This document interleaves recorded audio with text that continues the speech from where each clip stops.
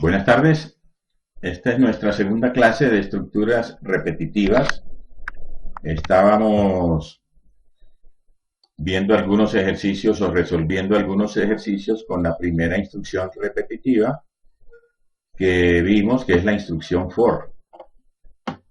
El ejercicio que estábamos haciendo era el de imprimir los términos de una progresión aritmética dados el primer término y la razón hasta alcanzar un límite superior. Y el programa que habíamos hecho era este en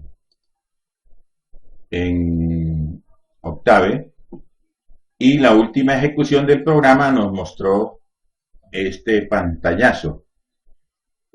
Todo iba muy bien, pero resulta que la última línea, el último número antes de 2000 era 1996, o el último número que se nos pidió, porque ya el siguiente se pasaba de 2000 y no salía. Pero el programa no está hecho para que salte renglón, sino cuando se completan 10 términos en cada línea. Entonces nos faltó decir que cuando ya imprima el último término, también salte renglón, para que no nos quede esto aquí. Y entonces eso es fácil de hacer, o sea, nos falta es que cuando ya se imprimió el último término, o sea, cuando este ciclo for, estos se llaman ciclos porque se está dando vueltas aquí, imprima, vuelva, imprima, haga esto, salte renglón, etcétera. Cuando ya terminó, cuando ya se imprimieron todos los términos de la progresión, el programa continuaría aquí en este punto, o sea, después del end. Entonces ahí tenemos que decirle otra vez que nos salte renglón, que fue lo que nos quedó faltando. Salte renglón. También pudimos haberle dicho acá, antes del display que dice progresión geométrica, decirle borre pantalla. Eso también puede gustarles a algunos. Que arranque con la pantalla limpia, que usted antes de correr el programa no tenga que borrar pantalla, sino que él mismo la borre. Entonces esto mejora un poquito la presentación. Volvemos lo grabamos, lo volvemos a ejecutar con los mismos datos. Progresión, el primer término fue 7, la razón fue 9 y vamos a llegar hasta 2000. Entonces observen que ahora sí saltó renglón y la impresión quedó perfecta. Podríamos haberle dicho salte 2 renglones. También observen que el programa borró la pantalla antes de imprimir, entonces quedó mucho mejor la impresión que como la teníamos. Entonces miremos el siguiente ejercicio. Es casi el mismo, pero ahora dice imprimir n términos de una sucesión aritmética dados el primer término y la razón. O sea, ya no le vamos a decir hasta alcanzar un límite superior, sino n términos, que digamos exactamente cuántos términos necesita.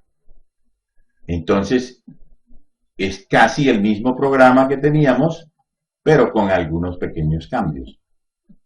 Ya no le vamos a decir que hasta qué número va a llegar, sino cuántos términos quiere. Entonces cambiamos aquí va a decir cuántos términos.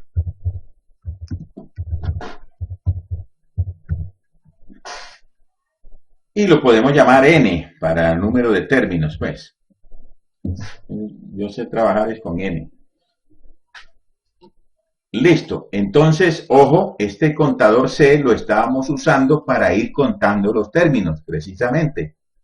Entonces teníamos que poner una C en 0, irle sumando 1, y la estábamos usando simplemente para saltar renglón cada 10 términos.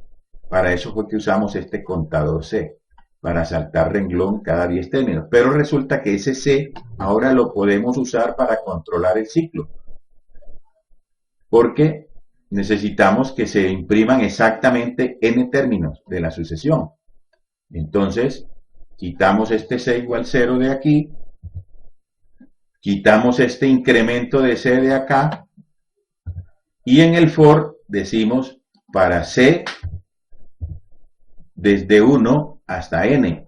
Y listo, desde 1 hasta n. ¿Dónde están los dos puntos? Aquí.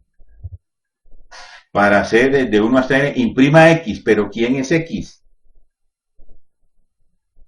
X sería el término de la sucesión, pero ya no se está generando ese x acá en el for, como estaba antes. Que decía para x desde a hasta el último, que era b, con incremento r. Ahora ya la x no se está generando así, porque ahora vamos a usar en el for es el contador. Entonces, lo que vamos a hacer es a definir x. Ya el x no depende, no está definido aquí en el for. Entonces, ¿cuál es el primer valor para x? Si x va a ser el término de la sucesión, pues va a ser el primer término de la sucesión. Haga x igual a. Y cada que imprima un x, increméntelo. Increméntelo con una instrucción de sumarle algo a x. ¿Cómo le sumo a x la razón? La razón es r. Entonces le voy a decir, ahora cámbieme el x. Ya el x no va a ser a, sino a más r. Entonces, ¿qué es lo que tengo que hacerle a x para irle sumando r? Entonces la instrucción, ya los escuché, muchas gracias, es haga x igual a x más r. Y con eso se le suma a x la razón.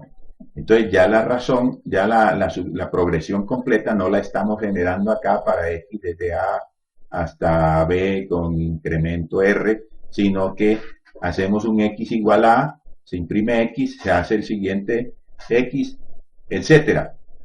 Entonces, ahora, ¿cuándo se va a parar? Cuando se completen n términos, que eso ya está aquí en el for. Para hacer de 1 hasta n, entonces se va a hacer esto n veces nomás, por lo tanto se van a imprimir nomás n términos de la progresión, o sea, n valores de x. Acuérdense que si una progresión empieza en a y se va incrementando de r en r, si eso no se para, se va hasta infinito. Entonces, para cualquier número n que me digan, yo puedo completarlo en una progresión aritmética. Ya está listo el programa, lo grabamos y ahora sí lo vamos a correr, pero ya no nos va a decir que hasta dónde va a llegar, sino cuántos términos quiere. Aquí más o menos hay cuántos, 5, 10, 15, 20 por 10, 200 términos. Vamos a correr el programa progresión ahora.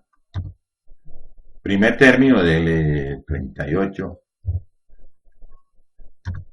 La razón, póngale 9, no, otra, 15. ¿Y cuántos términos quiere? Como eso va de 10 en 10, imprimamos 73 términos. 73. Ahí deben caber, porque son 10 términos en cada línea, se va a gastar 10 líneas, más 3 numeritos más en la última línea. Ok, le damos Enter. Observen, aquí hay 2, 4, 6, 7 líneas. 7 líneas por 10, 70. Más 3, 73 términos tenemos exactamente. Es una variante de ese ejercicio. Inclusive en muchos ejercicios esa variante se puede cambiar y ver que el problema se resuelve de otra manera.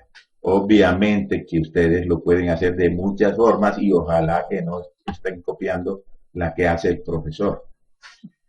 Miremos el siguiente ejercicio. Imprimir, hacer una tabla de valores de las funciones trigonométricas seno, coseno, tangente y secante aplicadas a valores entre menos pi y pi. O sea, hacer una tabla de valores de las funciones trigonométricas.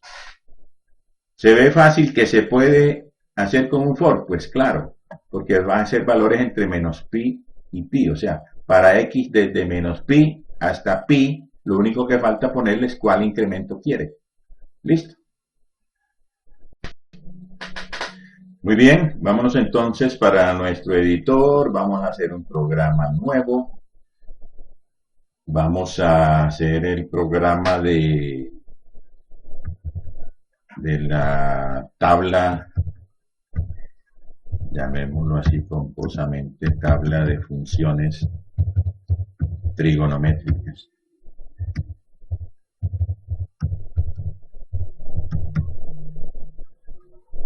Listo, lo grabamos, se va a llamar tabla.m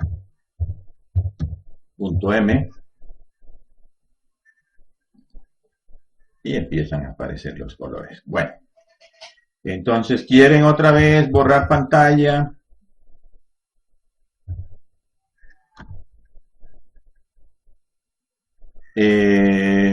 Hacer un título.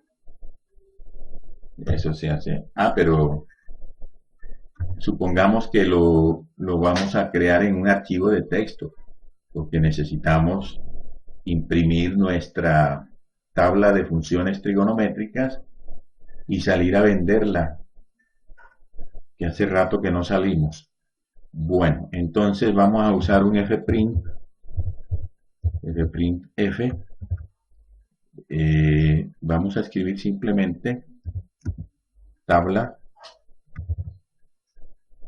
pues lo mismo que decía acá. Esto era un comentario, no veo allá nada.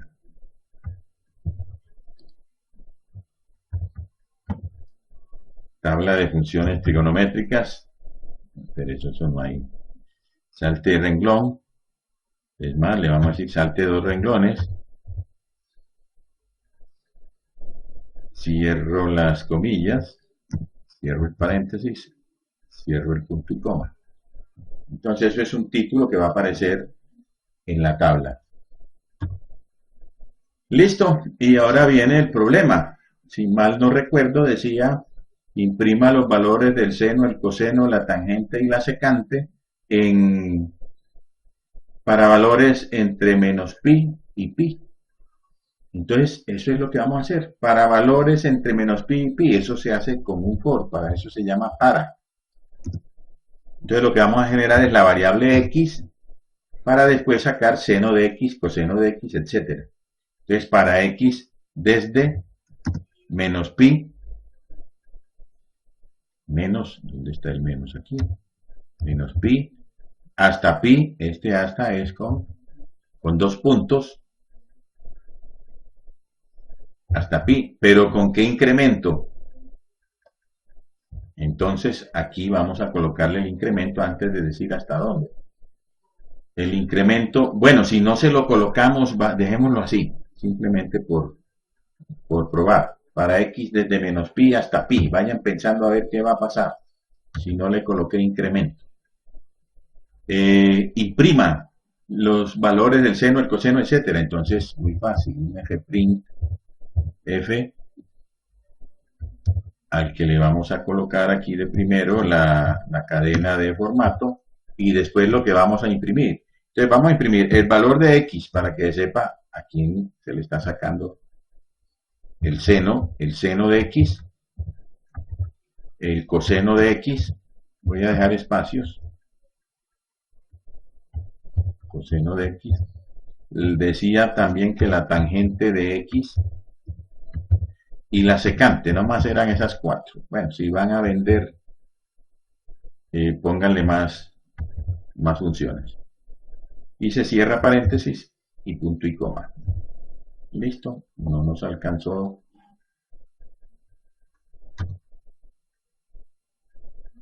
este pantallazo, pero ahí está. Vamos a ver si lo agrandamos un poquito. Ahí cupo ya. Eso es todo lo que tiene que hacer el programa. Pero ¿dónde se van a imprimir estos valores? Acá en la cadena de formato hay que decir con qué formato. Por ejemplo, el X, usted dice porcentaje F, pero ¿con cuántos decimales lo quiere? Póngale a la X nomás 3.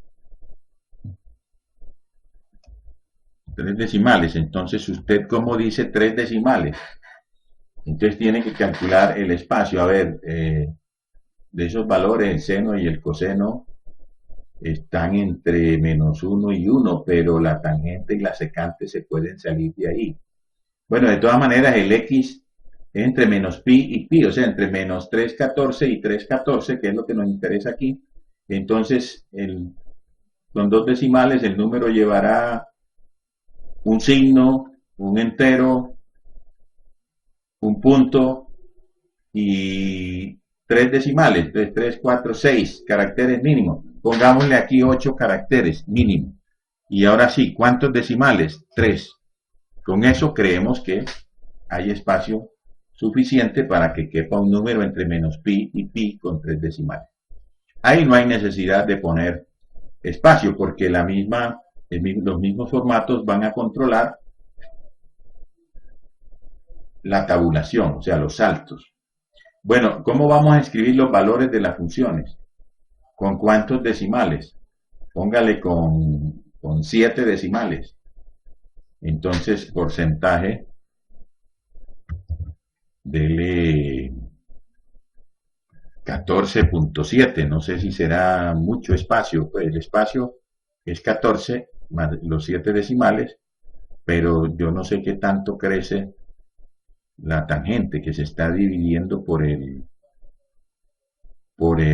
seno sobre coseno, o sea, ¿qué pasa cuando el coseno es 0? 1 sobre 0, eso da un número muy grande, que no va a caber en ese espacio de 14 caracteres, pero no importa, son como las excepciones. Entonces vamos a copiarnos este mismo formato para los otros valores de las funciones. Ya después vemos si nos queda feo, cómo lo arreglamos, si es que se puede. Bueno, copiamos este formato, copiamos este formato. Entonces tenemos 8.3 para X y 3 campos de 14.7, o sea, 3 especificadores, y que cuando acabe de imprimir son seno, coseno, tangente, falta la secante. Peguémosle otro. Y que cuando termine salte renglón. Un solo renglón. Listo. Esto sigue sin cabernos en esta pantalla tan chiquita que puse para... Observe, seno, coseno, tangente, secante. Son 4 valores, 4 funciones aplicadas a X. Entonces hay 1 y 4, 5 valores que deben acá estar en la cadena de formato. 1, 2, 3, 4 y 5. Está perfecto. Entonces, lo único que nos falta es el end. Ya el programa está listo, ya terminó. Observen, este punto y coma no hace falta en el end. Observen, aquí dice para X desde menos pi hasta pi, imprima imprima el X y los 4 valores de esas 4 funciones trigonométricas aplicados a X. Ya ese es el programa. Hacer una tabla de funciones. Listo, vamos a ver cómo queda y cómo lo podemos mejorar. Ahora vemos cómo le quitamos tamaño a este cordura con control menos. Sí. Va a quedar más pequeño, pero lo que quiero es que la instrucción quepa en la pantalla. Ahora sí, está la instrucción Fprint completa. No sé cómo están de vista, pero ahora lo volvemos a agrandar. Es que esta instrucción nos quedó muy larga. Listo, lo grabamos, se llama tabla. Borra pantalla, imprime tabla de funciones trigonométricas, salta 2 renglones y enseguida van a aparecer los valores. Primera ejecución o primera corrida del programa. Se llama tabla. Observen.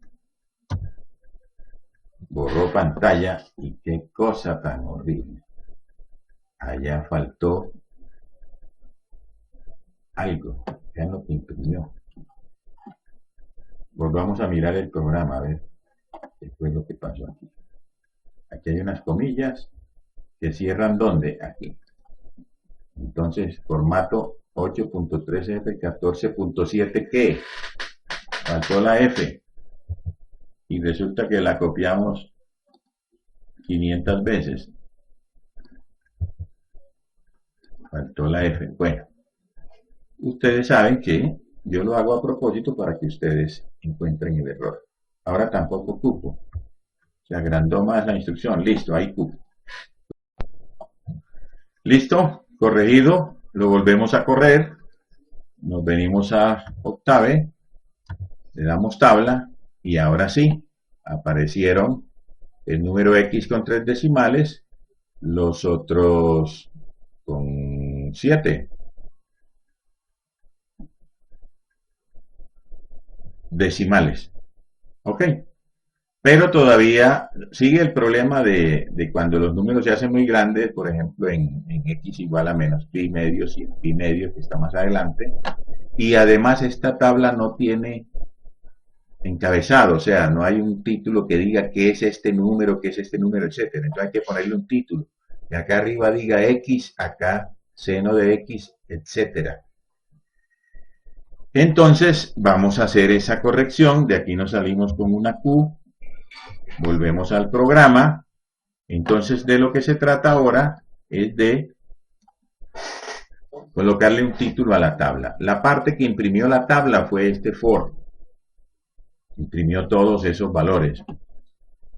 Entonces, ¿dónde iría el título? Antes de imprimir la primera fila. O sea, antes de entrar al for, debo colocar los títulos. Los títulos, es decir, imprima x, seno de x, coseno de x, tangente de x. Pero necesitamos que nos quede encima de cada columna el nombre correspondiente. Entonces, como acá ya pusimos unos formatos, que el primer número en 8 espacios, los demás en 14, etcétera. Entonces vamos a aprovechar este mismo fprint para imprimir las cadenas de caracteres correspondientes a los títulos. O sea, ya no vamos a imprimir un valor de x, sino la letra x, después el seno de x, etcétera. Entonces nos vamos a copiar esta simplemente con el fin de utilizar los mismos formatos y que la tabla nos quede elegante. Entonces ya no vamos a imprimir x, sino comillas, x comillas, o sea, la cadena x entre comillas, o sea, la palabra x, pero perdón, ¿dónde estoy corrigiendo? Sí, aquí. Lo mismo seno de x, entonces entre comillas, pero ya no tenemos que decir aquí sin x, eso es inglés. Pongamos seno de x o sen en español, pues. Y acá cos de x, pero como cadena de caracteres. Y tangente de x como cadena de caracteres. Y secante de x como cadena de caracteres. Y se nos volvió a salir esto. Listo. Pero como son cadenas de caracteres, los formatos ya no son .f, ya no son f de flotante, sino cadenas. Pero sí necesitamos los espacios. El primero era 8 espacios, pero ahora una cadena en 8 espacios, una cadena no tiene decimal, le quito ese .3 y pongo una S. Listo, 8S, acá 14S,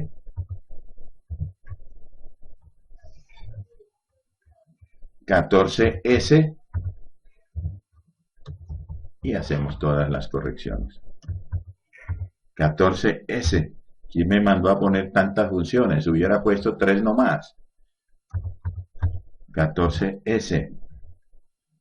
Listo. Entonces hay x, seno de x, coseno de x, tangente de x y secante de x. Ese va a ser el encabezado. Ya se volvió a salir esto, no importa. Grabémoslo aquí y volvamos a Octave a correrlo. Basta con decir tabla y observen que aquí dice ya tabla de funciones trigonométricas, x, seno de x, coseno de x, tangente de x, secante de x. Listo, sigue el problema de acá. ¿Cómo lo vamos a corregir ese para poder vender nuestra tabla? Recuerden que le podemos poner mucho más valores. Eso se arregla ¿dónde? En el incremento. Le podemos pi 128 avos y nos van a salir una cantidad de números a los que le estamos aplicando la función. Pero entonces, antes de imprimir el seno de x, etcétera, tenemos que chequear que el valor de x no sea el valor, por ejemplo, del que está poniendo problema en este caso es el coseno de x. Si el valor del coseno de x es muy pequeño, entonces no imprima eso que dice ahí, imprima en ese lugar la palabra infinito o algo así. Pero eso les va a quedar a ustedes de tarea, ponerle unos controles para que no ocurra ese descuadre en el tamaño de los números, que ya no es problema del programa, es un problema de presentación, pero por lo menos ya alcanzamos a colocarle títulos a la tabla. También le pueden poner aquí eso que llamamos adornitos, florecitas, ponerle una rayita aquí debajo de la X, debajo del seno de X, esa ya está más fácil. Fíjense, esa la podemos hacer aquí para que no digan que todo yo o que todos ustedes nos copiamos esta misma. Control C. Y después de imprimir el título, la pegamos. Y ahora, en vez de imprimir X, vamos a imprimir unas rayitas. 1, 2, 3, 4, 5, 6, 7, 8 rayitas. Me voy a copiar estas rayitas y las voy a copiar aquí y las voy a copiar aquí y se nos sigue alargando la instrucción. Vamos al final de la instrucción para ver el resto, ya nos falta una sola, entonces la pegamos. Entonces esas son cadenitas de caracteres que se van a imprimir con los mismos formatos en que estaba esto, o sea, la tabla va a quedar perfecta. Lo grabamos, nos vamos acá, lo volvemos a correr. Esto estaba donde parece que había que salirse de aquí con una Q. Y ahora sí, lo corremos. Y observen cómo quedó el adorno. ¿Sí? Ya está más legible. Estos son los X, los seno de X. Y si quiere usted, que es bien pinchado, bien elegante, cuando termine la tabla, le vuelve a poner las florecitas. O sea, estos adornitos que puso aquí.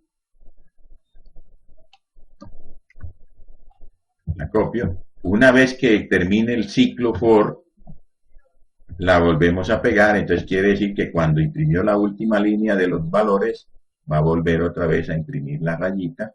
Y así le van agregando todos los adornos que ustedes quieran. Listo. Entonces tabla otra vez. Quedo aquí empezando en X. Voy a irme moviendo con espacios. Observen, el último valor fue el de pi. Acuérdense que decía desde menos pi hasta pi. El seno es 0, el coseno es menos 1, etc. Y aquí quedaron los adornitos, las florecitas. Todavía faltaron guiones. Bueno, los coloca usted allá en su programa porque usted es el que va a vender la tabla de valores de las funciones trigonométricas. ¿Listo? Ya hicimos ese problema. Acá tiene otros problemas. Uno que dice, esta silla chilla mucho. No es falta de aceite. Determinar si un entero positivo dado es primo. Calcular la edad promedio de un grupo de personas. Calcular la mayor edad de un grupo de personas. Como ya estamos en la parte de escribir programas interesantes, ya tenemos la instrucción for, que nos está permitiendo hacer eso. Entonces, vamos a ver si terminamos esta clase hasta aquí, y esta clase no, esta partecita aquí, y terminamos. No, hacemos una pausa. Muy bien, vamos a ver si hacemos siquiera un par de ejercicios más en estos 10 minuticos más que faltan de esta clase, aunque si queda faltando le metemos 50 minutos en total. Entonces seguía el problema de, dado un entero positivo, decir si es primo. Entonces vamos a repasar nuestras matemáticas a ver si nos acordamos que es un número primo. Vamos a hacer otro programa en MATLAB que es determinar si un número es primo. Ya estoy volviendo a poner mensajes aquí. Esto lo que hace es determinar si un número, bueno, se trata de un entero positivo. Además, estos matemáticos hay que hablarles claro, es primo, pero ustedes lo colocan allá en su programa. Listo, determinar si un entero es primo. Entonces, ¿qué criterio vamos a utilizar? Usted dice que un número es primo si solo es divisible por sí mismo y por 1. Pero si usted va a chequear si un número es divisible por sí mismo y por 1, sí le da. Entonces, pues, todo número es primo porque es divisible por sí mismo y por 1. No, profe, pero es que yo no dije eso. Yo dije si solo es divisible. Entonces vamos a decirlo de otra manera. Vamos a ver un número n cualquiera.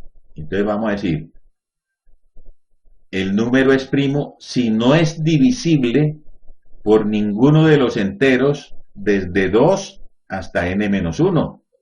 Entonces ahí sí estoy excluyendo el 1 y el n porque eso siempre lo dividen. Y entonces el criterio que vamos a utilizar es un número n es primo si no es divisible por ninguno de los enteros desde 2 hasta n-1. Con uno solo que lo divida ya no es primo. Entonces, ¿cómo atacamos el problema? Hay muchas formas de atacarlo. Primero, la más malita, que es, contemos cuántos divisores propios tiene el número n. Si no tiene ningún divisor propio, entonces es primo. O sea, ¿qué son los divisores propios? El 1 y el n, pues. Entonces, los otros son desde 2 hasta n. Entonces, esta forma de hacerlo, la de Juanito, la más lenta, se llama el método de la fuerza bruta, es contar los divisores que tenga. Entonces, vamos a poner un contador. Contador es la letra C, no mentira, la que ustedes quieran. Contador igual a 0. Vamos a irlo grabando. ¿Cómo se va a llamar? Es primo.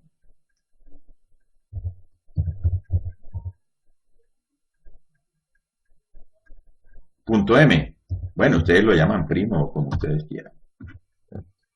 Listo. Entonces, ahora sí salieron los colores. Vamos a contar los divisores. Para contar necesitamos un contador. Ya lo pusimos, se llama C. Empezamos en 0. O sea, en este momento no va ningún divisor. Entonces vamos a generar los números desde 2 hasta n-1 para ver cuántos de ellos dividen a n. Ah, pero no hemos leído el número n. ¿Con qué n vamos a trabajar? Entonces haga n igual input, comillas, número,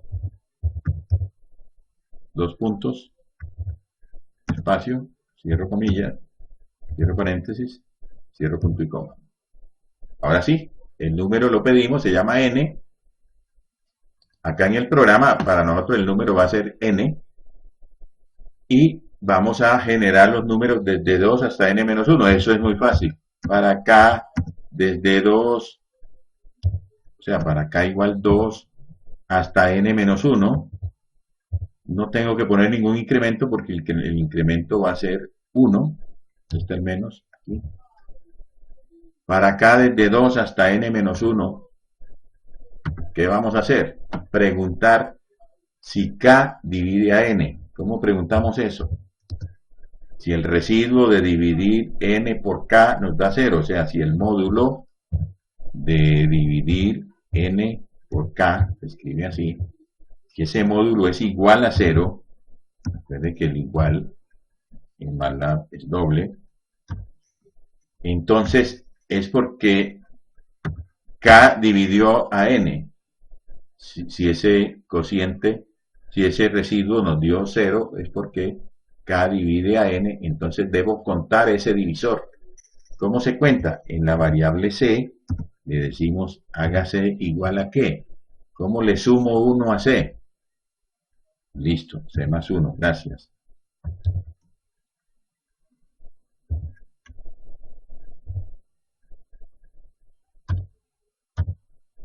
Este if lleva un end y este for lleva un end. Hasta ahí, ¿qué hemos hecho? Contar el número de divisores. ¿Qué podemos decir aquí? ¿Que el número es primo o no? ¿Cómo sabemos si el número es primo? Si el número de divisores es ¿cuánto? ¿Se quedó en cuánto? Se quedó en 0. Si el número de divisores es 0, es porque ninguno de los números entre 2 y n-1 lo dividió. Entonces tengo que preguntar otra vez. Si el número de divisores, o sea C, que fue donde los conté, es igual a 0, ese 0 no se ve, pero ahí está. Muestre o escriba, voy a hacerlo con display otra vez, aquí no imprimí nada raro, comillas, voy a hacerlo en mayúscula para que se vea, es primo. Cierro comillas, cierro paréntesis y punto y coma. Si C es 0 es primo. Y si no, entonces else. Ah, pero ese se quedó en mayúscula. Estamos en mayúscula. Y si no, entonces me copio el display, lo pego acá y digo no es primo.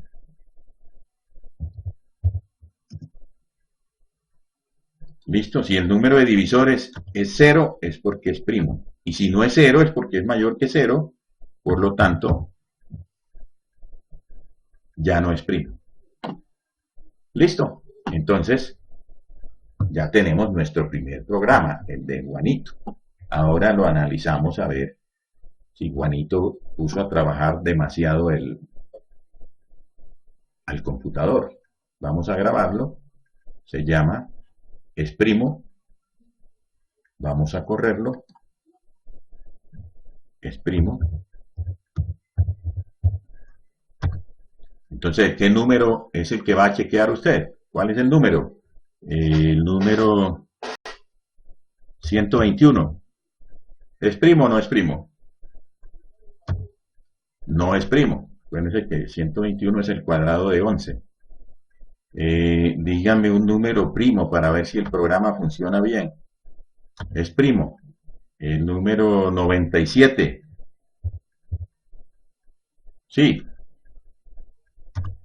es primo. Uno que usted conozca más. El 13.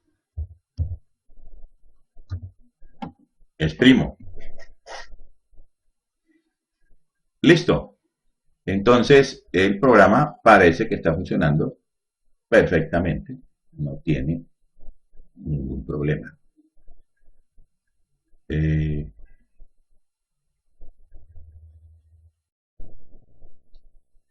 Buenas noches. Continuamos con el ciclo for, el ciclo para resolver problemas. Acabamos de hacer el programa es primo, que verifica si un número dado es primo o no es primo.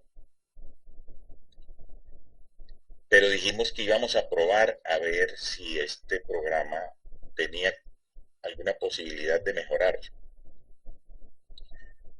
Por ejemplo, si yo le digo, corro el programa es primo y le doy un número grande, digamos de 5 cifras, 23.091. Para el programa chequear si es primo, acuérdense que tiene que empezar a dividir el 23.091 por todos los números desde el 2 hasta el 23.090.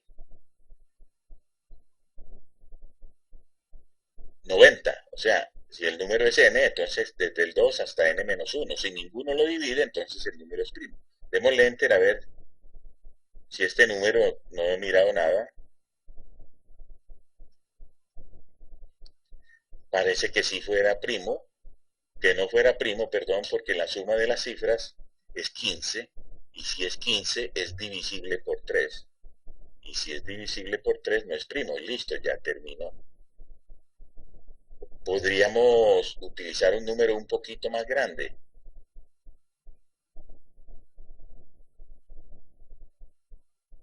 Perdón, aquí tenía que escribir el número. Bueno, entonces el número, agreguémosle aquí un 0. Ese número obviamente no es primo, pero hay que chequear casi 240.000 números. Sí, ustedes saben exactamente cuántos. Entonces, cuando le dé enter, él va a chequear desde el 2 hasta el 230.909 a ver si alguno de esos números divide a este número 230.910. Pero sabemos que ese número es divisible por 3 porque la suma de las cifras sigue siendo 15. Pero ¿cómo está hecho el programa? De que tiene que hacer todas las divisiones para contar cuántos divisores tiene. Pero ¿por qué tiene que hacer eso el programa si cuando chequeo el 2 ya el mismo 2 lo dividía porque el número termina en 0, es par? Entonces si el 2 lo divide ya diga el número no es primo y no siga haciendo divisiones, que eso se demoraría demasiado. Pero él tiene que hacerlas todas porque el programa le dijo cuente los divisores, suponga que ese número tiene 500 divisores, pero tuvo que chequear más de 230.000 números para ver quiénes lo dividían y contar cuántos lo dividieron, cuando hubiera bastado con que uno solo lo dividiera para decir no es primo. Entonces vamos a corregirlo más bien, vamos a parar aquí esta ejecución porque no sé cuánto se puede demorar. Se para con control C. Se paró, no nos alcanzó a decir si era primo o no, entonces vamos a revisar este programa. Cuando usted encuentra aquí que un número K dividió al número N, ya puede ir diciendo de una vez que no es primo. O sea, ya no necesito que más divisores, que más números dividan al número N. Entonces existe unas opciones, por ejemplo, determinar un ciclo, o sea, de que esta instrucción no llegue hasta n-1, que cuando uno lo divida, usted le diga, listo, sálgase de ese ciclo, de ese for. ¿Cuál es esa instrucción? Aquí, dentro de este if, si el k divide a n, entonces, sí, incrementa el contador estaba en 0, porque ninguno lo había dividido antes, súmele 1 al contador, se pondrá en 1 y ya es suficiente para que el número sea primo, porque cuando pregunte si es igual 0 le va a salir falso, perdón, para que el número no sea primo, y por lo tanto va a decir no es primo. Entonces, ¿cuál es esa pequeña instrucción que nos permite salirnos del ciclo? Es una instrucción que se llama break.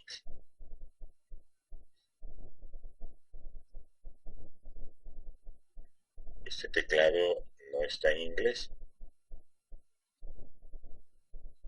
Vamos a ver ahora. Quiero poner el punto y coma. Aquí está. Entonces, si alguien lo divide, listo, cuente, el contador se pone en 1 y se sale. En ese momento, sale por aquí después de leer, o sea, se sale del ciclo, o sea, de este de esta instrucción y ya nos sigue dándole valores a la variable k y termina. Listo. Entonces probémoslo ahora. Lo grabamos. Lo probamos. El mismo número. Grandísimo. Allá no había podido terminar. Es primo. El número. 23.230.910. Enter. Ya terminó. ¿Por qué? Porque el 2 lo dividió. O sea, se demoró mucho menos que haciendo el 121.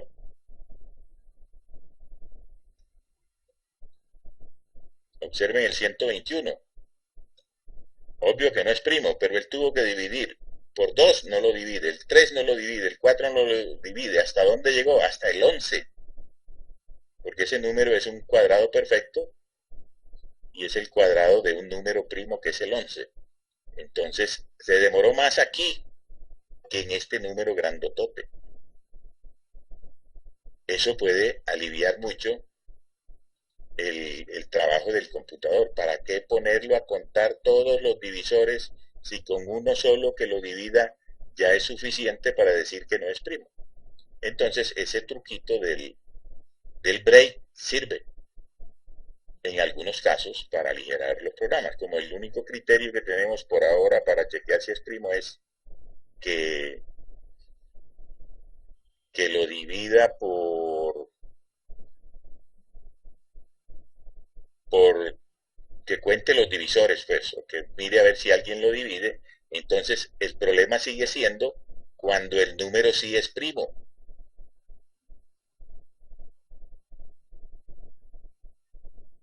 Por ejemplo, este mismo número,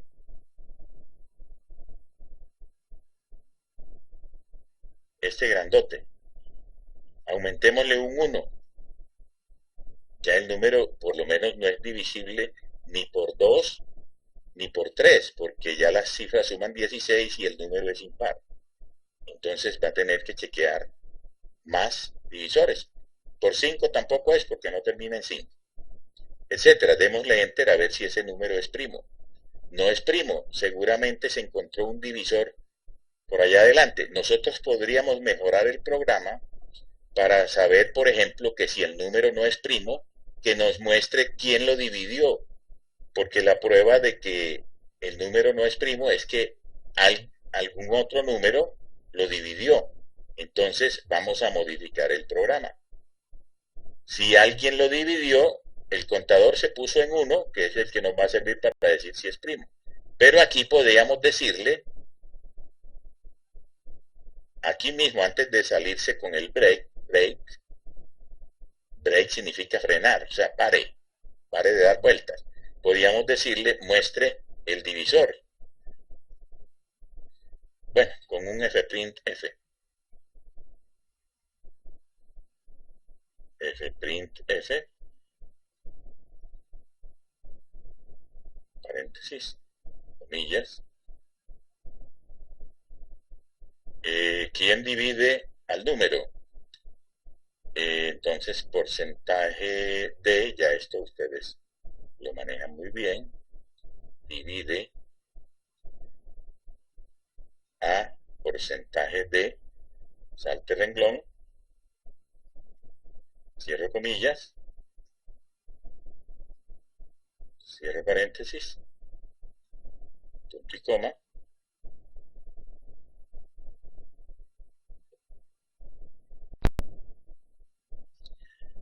Listo, entonces escribimos aquí que quién divide a quién. Escribimos aquí el valor de k, perdón, la variable k y la variable n.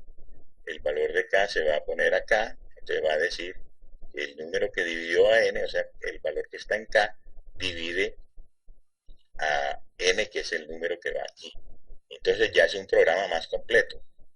Si es primo, dice que es primo, y si va a decir que no es primo, primero va a decir quién lo dividió, y esa es la prueba de que no es primo. Entonces ya tenemos un programa más completo. Vamos con este mismo número. Ahora es 2.309.101. que no es primo, pero vamos a ver por qué no es primo. Lo corremos con el mismo número y nos dice que el 881 divide al número que nos dieron, a 2.309.000. Entonces observen que solamente verificó 881 números, o sea, desde el 2 hasta el 881, a ver si alguno dividía a n. Y en el intento 881 encontró que era un divisor de ese número que nos dieron. Por lo tanto, queda probado que no es primo, porque además de decir que no es primo, nos dice, nos muestra un divisor del número. Listo.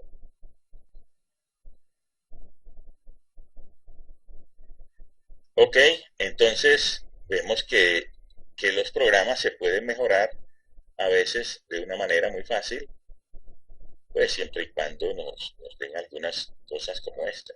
Este break, si buscan la ayuda, este Octave que yo tengo no tiene ayuda muy buena. En el MATLAB la ayuda es mucho mejor. Si nosotros hubiéramos pedido ayuda para el for, nos hubiera dicho vaya y mire también una instrucción que se llama break, porque tiene que ver con el for. Entonces break nos saca del for, o sea, del ciclo donde está dando vueltas. Existen otros de estos se llaman algo así como mecanismos de salida, algo así. Existe otro que se llama return, o sea, devuélvase o regrese, que nos saca no del ciclo, sino del programa, o sea, de una vez se viene y termina por acá. Entonces, más adelante veremos la utilidad de ese retorno. Ok, entonces miremos algún otro ejercicio. Calcular la edad promedio de un grupo de personas. Calcular la mayor edad de un grupo de personas. Dado un grupo de personas, decir cuántos son adolescentes, cuántos son adultos mayores. Yo creo que las tres cosas se pueden hacer en un mismo programa. ¿Sí? Dado un grupo de personas, decir cuál es la edad promedio de todos, cuál es la mayor edad de ese grupo y cuántos son adolescentes y cuántos son adultos mayores, porque tenemos que hacer un programa para cada uno. Entonces vamos a resolver ese problema. Ya nosotros habíamos, cuando encontrábamos el mayor de tres números, con la instrucción selectiva simple o sencilla, habíamos visto un algoritmo que nos permitía buscar el mayor no solo de 3, sino de 4, de 5, etcétera, repitiendo un paquete de instrucciones. Ustedes tienen buena memoria, si no, vuelvan a mirar ese video. Entonces, este programa de calcular algunos datos de una población se va a resolver con un ciclo. Pues supongamos que son n personas, entonces primera instrucción, un input, ¿cuántas personas son?